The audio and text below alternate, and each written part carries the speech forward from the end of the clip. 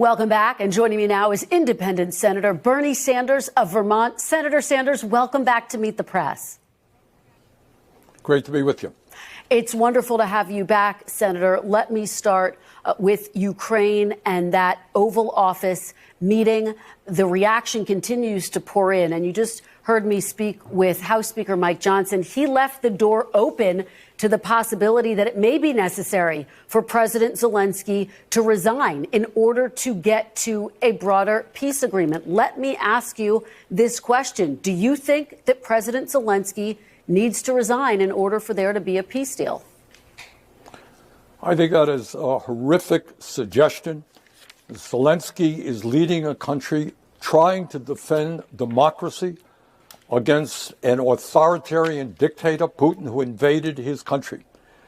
And I think millions of Americans are embarrassed, are ashamed that you have a president of the United States who says that Ukraine started the war, that Zelenskyy is a dictator. He's got it exactly backwards.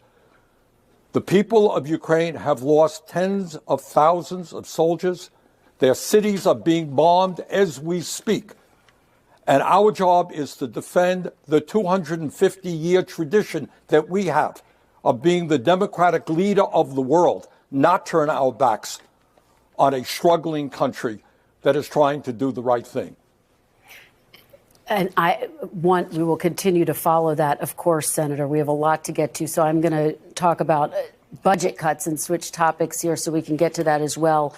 You heard Speaker Johnson argue that there's massive amounts of waste, fraud, and abuse in entitlement programs like Medicaid, Medicare, Social Security. In fact, the Government Accountability Office does say that both Medicare and Medicaid made more than $100 billion in payment errors in 2023. Let me ask you, Senator, Democrats were in charge for 4 years. Should the Democratic Party have done more to address some of those issues with the insolvency of our entitlement programs?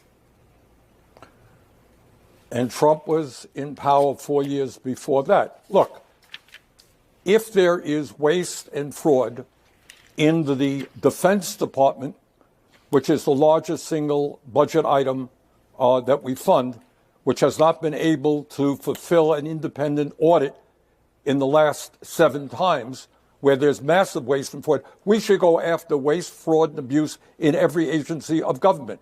There's no argument about that. But let us be very clear. What Republicans are trying to do right now is to make massive cuts in Medicaid, over $800 billion, cuts in nutrition programs which feed hungry children. Why are they doing that? Because they want to be able to use those savings to provide over $1 trillion in tax breaks for the richest 1%, for the Elon Musks and the Zuckerbergs and the Bezoses of the world. In my view, you don't take food away from children, health care away from struggling people to give tax breaks to billionaires. Do we go after waste and fraud in every agency of government? Yes, we do. Well, let me ask you about Social Security. And you raised Elon Musk, Senator, so let me follow up with you on this very point, because he's made some very pointed comments about Social Security. I referenced it earlier in the broadcast. This was to Joe Rogan. I'd like you to hear it and get your reaction on the other side. Take a look. Social Security is the biggest Ponzi scheme of all time. Basically, people are living way longer than expected.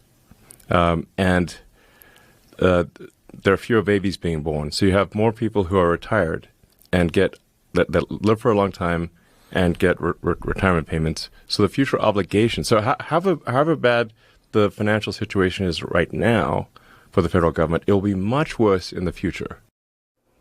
Senator, President Trump says he's not going to touch Social Security. Elon Musk calls it a Ponzi scheme. Do you agree? No, I think what Musk, the wealthiest guy in the world, just said is totally outrageous. That's a hell of a Ponzi scheme when for the last 80 years, Social Security has paid out every nickel owed to every eligible American.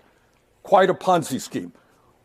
What is in fact a problem is that if we don't make reforms and improve the funding mechanism, in the next 9 years, the Social Security Trust Fund which provides about 20% of the funding, will go broke. So what we have got to do, and I think most Americans agree, and I've just introduced legislation to do that, is you lift the cap on taxable income. Right now, Musk, worth $400 billion, contributes the same amount into the Social Security Trust Fund as somebody making $170 million. You lift that cap, we can extend the solvency of Social Security for 75 years, and you can raise benefits. Kristen, right now in America, half of elderly people are trying to get by on $30,000 a year, 22% on $15,000 a year. We've got to raise Social Security benefits. We've got to expand Medicare to include hearing, dental, and vision, not go after these programs which are so important to millions of our seniors. I want to talk about what you have been doing recently, Senator. You've been crisscrossing the country, talking about warning of what you say is an oligarchy in the United States. We're seeing some video of that right here. Some Democrats argue the best action right now for the party to counter Donald Trump is to do nothing at all. Democratic strategist James Carville wrote this, quote, "Roll over and play dead. Allow the Republicans to crumble beneath their own weight and make the American people miss us." Senator, what say you? Do you think that's a good idea? No, I don't. In fact, the problem is the Democrats have been playing dead for too many years. 60% of our people live paycheck to paycheck. We have more income and wealth inequality than we've ever had in the history of this country. We have the highest rate of childhood poverty of almost any major country. Millions of seniors are struggling to heat their homes and put food on the table.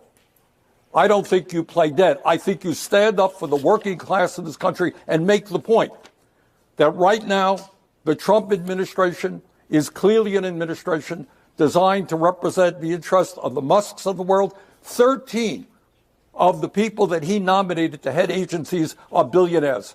You know, Kristen, when Abraham Lincoln was in Gettysburg, looking out on the field where so many had died to defend freedom, he talked about a vision of America where we have a government of the people, by the people, and for the people. What we have right now in Washington, let me be very clear, is a government of the billionaire class, by the billionaire class, and for the billionaire class. And these guys want to get their greed. Their greed is uncontrollable. More tax breaks for billionaires, cuts to programs for the elderly, the children, and the poor. We've got to fight back. That's what these trips to Wisconsin and Michigan will be about. Senator, very quickly, we are just 12 days away from a potential government shutdown. House Speaker Mike Johnson says Democrats have a significant role to play to keep the government open. Some Democrats are saying they're not going to vote for a government spending bill that includes Elon Musk's cuts. Will you vote for a bill to keep the government open if it includes those cuts? Well, we don't have a bill right now, but I will tell you this. Last I heard, the Republicans control the White House, the House, and the Senate.